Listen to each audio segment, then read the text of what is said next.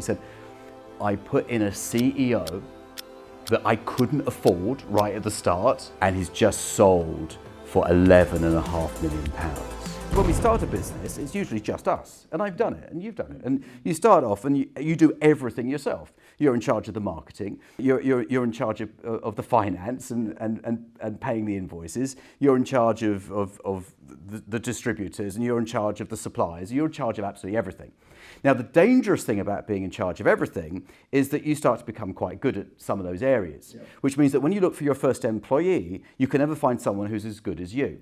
And then eventually you do hire someone, you get frustrated with them and you say, look, I might as well just do this myself because it's taking me so long to explain to you how to do the job. You don't do it as well as me, goodbye, I'll do it myself. So that's why small businesses stay small, because of the ability of the owner who started it. Now, the smartest thing that any owner can do is to realize two things. First of all, there are people out there who can do all these things better than you. You just haven't found them yet because you haven't looked very hard, because you gave up on the very first person. I'll tell you why it's hard to find those people, because people give up too early in their search for those good people. So they say, I want someone who's great at social media. I want a social media manager, someone who's fantastic at social media.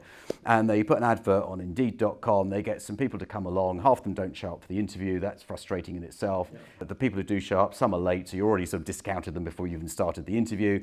And you start the interview and you think, oh, this person's not very good. And then at the end of the day, you're absolutely exhausted and you give up and you say, you know what, I'll just do it myself. Okay? Now, what if I told you that in the room next door there are 100 people who want a job in social media and they are available within the next 90 days to start a job working for you. So some of them can start immediately, some might have to give notice, but they are all people who fit the description of what you're looking for. You'd say, that's very, very exciting. I'll send you next door, go and talk to 100 people, go around the room talking to them, and every time you meet someone you think, actually, this isn't going to work, ask them to leave the room. And you'll start whittling it down till you've got a sensible number. Now, do you think out of 100 people you could find an amazing social media person? It's probably going to work, all right? Now, why didn't you find that person before? Because you didn't meet 100 people. And I think, again, it's because people give up too early, because it is a frustrating process. I'm terrible at hiring people. I hire people that I like rather than people who are good at the job, and that's just not a good thing.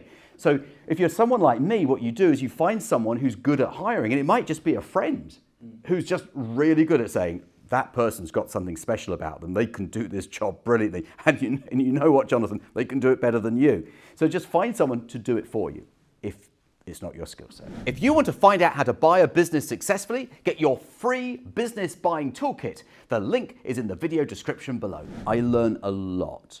I learned that if you're going to scale something, we went from 0 to 8 figures in like sort of 18 months, 375 staff. So I think that the biggest takeaway from that was, however good your business is, if you don't have a sufficiently well-developed senior management team, you're always going to do it the hard way. You're always going to struggle in some way.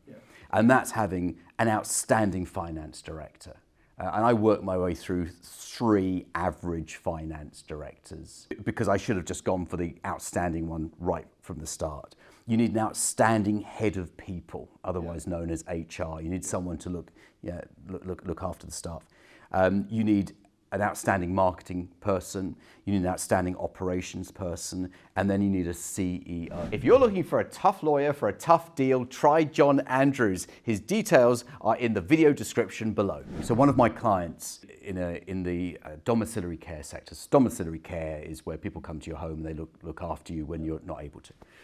And he bought 17 businesses in a 4-year period. So I met him, he came on the program in 2019. He bought 17 businesses and he's just sold for £11.5 million.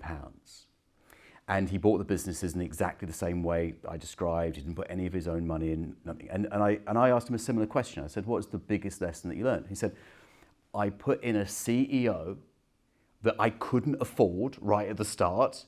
But I knew that without that person, I'd be dragged into operations and things that I wasn't good at or didn't know about. And he said that was the best investment he ever made. Unfortunately, I asked him that question a few years too late because it's a great piece of advice, and it's easy sometimes to forget that sometimes the best piece of advice are very simple and very straightforward.